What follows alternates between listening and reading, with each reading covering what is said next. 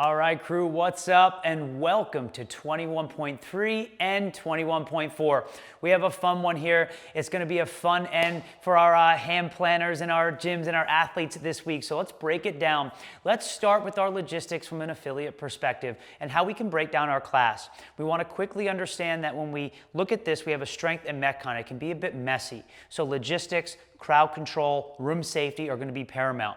And also, it's part of the rules. So making sure that before the class starts, having up on the whiteboard the key considerations, having your workout area set that your barbell is the proper distance away from your pull-up rig. Leverage the scorecards and the rules there to make sure that that is all correct. Make it easy on them. Have it spaced out. Have it follow that nice, simple, whether it's chalk lines or tape, to make it easy for them and on you.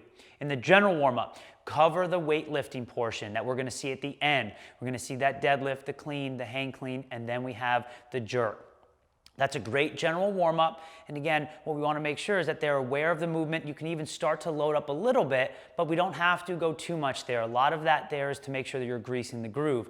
Dovetailing nicely into the specific warm-up, which is where we get to then touch on the toe to bar, the pull-up, and that bar muscle up, all the while maybe priming some of that complex, as well as the thruster and the front squat.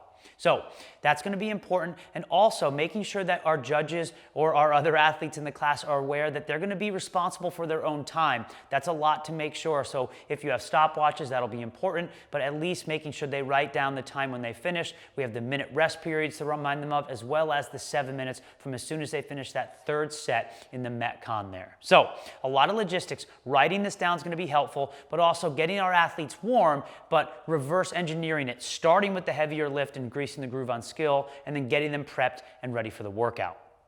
For our athletes, from in the general class perspective, we have a few things here. One, if we know we're not going to finish this workout, but we know that we want to try to get as far as we can, what we can start to play with are manageable sets. If the barbell's challenging and the gymnastics are challenging, just almost picking a steady pace. The front squat, even if we want to break that up into sets of 5 to save the upper body, because even that rack will tire us out for some of the toe to bar.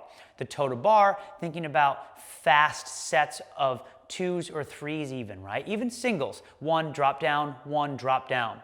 And then to the thruster, again, descending rep schemes are going to be really helpful. Whether we open with a set of 8, then 7, so on and so forth. We can do that on the gymnastics as well as that barbell. But arming our athletes for descending rep schemes, specifically on those gymnastics if we know we're going to struggle with those. And if we know we're fast on the bar and we know that we can move like a warm knife through butter on that light barbell front squat and the thruster, throttle back a little bit to make sure that we have it for the gymnastics. The rack position will tire that upper body out a lot, making sure that we throttle back a little bit to make sure we can set up ourselves up for success on that pull-up bar. Again, descending rep schemes, 8, 7, 6, 5, so on and so forth. Write that down, have a plan, but it's okay to abandon it once in a while.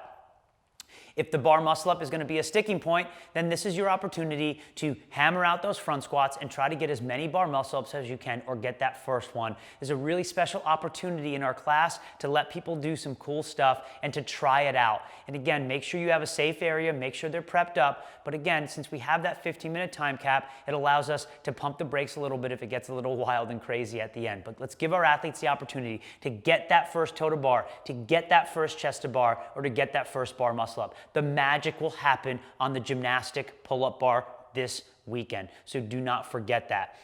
But for my fire breathers out there, how we want to attack this, you're going to want to move quickly through that barbell, and when we get to the gymnastics, are you going unbroken? What are your sets? We have to go unbroken on that barbell because we don't have time to rest. So again, unbroken front squats, unbroken thrusters.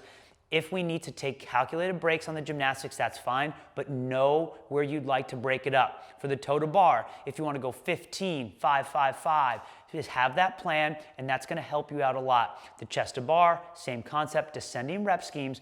The bar muscle ups, you're going to break this up. But again, if you get into a rhythm, don't be afraid to go a little further. Sometimes with the bar muscle ups, for those of you that get into that rhythm, you can get 2, 3, 4, and we're just flowing through.